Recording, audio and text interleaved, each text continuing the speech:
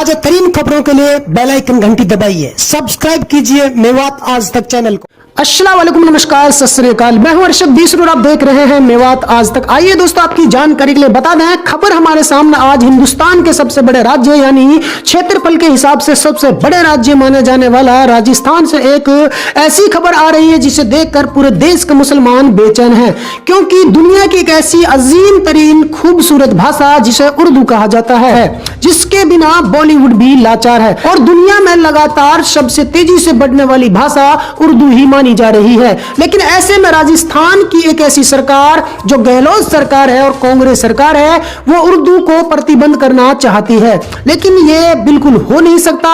ये मुमकिन ही नहीं, नामुमकिन है, क्योंकि उर्दू पर बैन हम किसी कीमत पर भी नहीं लगने देंगे, क्योंकि उर्दू एक राष्ट्रीय भाषा है, क्योंकि उर्दू एक अंतरराष्ट्रीय भाषा है जिसको हरगिज हिंदुस्तान में बैन नहीं किया जा सकता।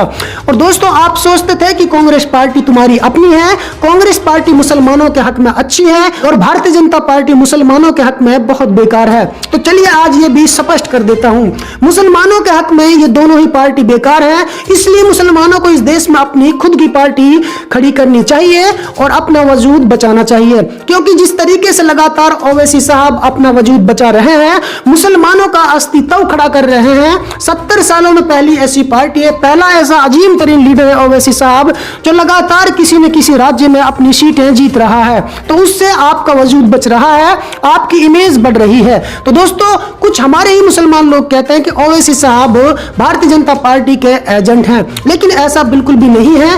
वो एक अजीम तरीन लीडर है मुसलमानों के, बड़े खूबसूरत और यकीनन वो एक टैलेंटेड लीडर है और उन्होंने मुसलमानों का अस्तित्व इस मुल्क के अंदर बचाया है। ऐसे में उसको भारतीय जनता पार्टी का एजेंट बताना बिल्कुल सरासर गलत है कि राजस्थान में कांग्रेस की गहलोत सरकार चल रही है और उर्दू पर प्रतिबंध लगाना चाहते हैं। तो लानत है ऐसी कांग्रेस सरकार पर जिन्होंने 70 साल तक मुसलमानों का दुरुपयोग किया।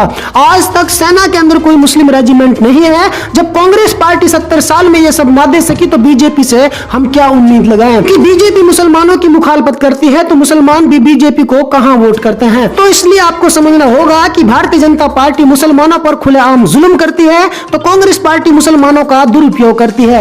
ये दोनों ही पार्टी राजनीति करती हैं। तो दोस्तों, ऐसे में मैं आज सीधे सीधे इस चैनल के माध्यम से सोनिया गांधी और राहुल गांधी से और कांग्रेस के आला कमानों से कहना चाहता हूं कि उर्दू एक ऐसी भाषा है जो पूरी दुनिया के अंदर लगातार तेजी से बढ़ रही है और खास तौर से एक इतनी मीठी भाषा है, इतनी शुद्ध और सुंदर भाषा है जिसे हरगिज बैन नहीं किया जा सकता।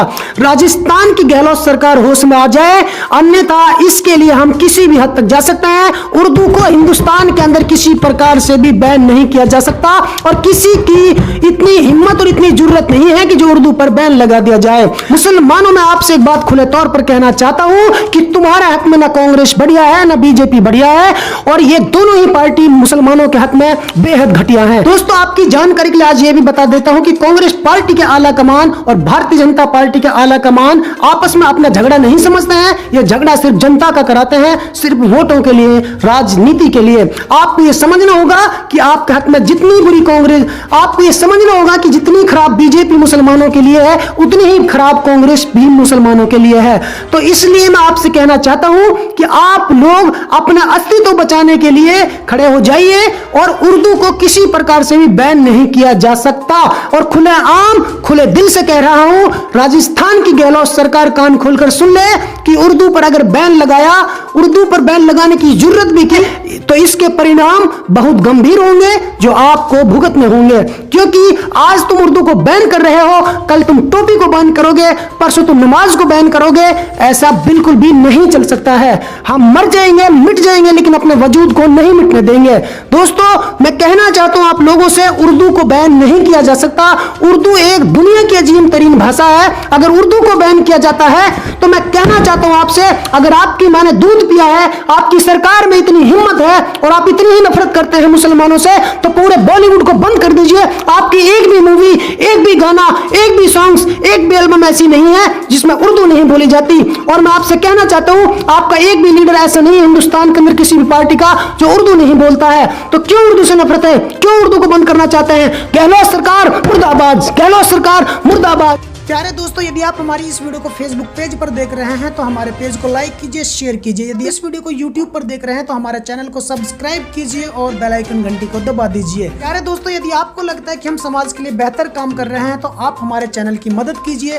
दोस्तों फिलहाल इतना ही, फिर लेकर हाजिर होंगे देश और दुनिया से जुड़ी ताजा तरीन खबरें। तब तक आप बने रहिए सिर्फ और सिर्फ मेवात आज तक के साथ।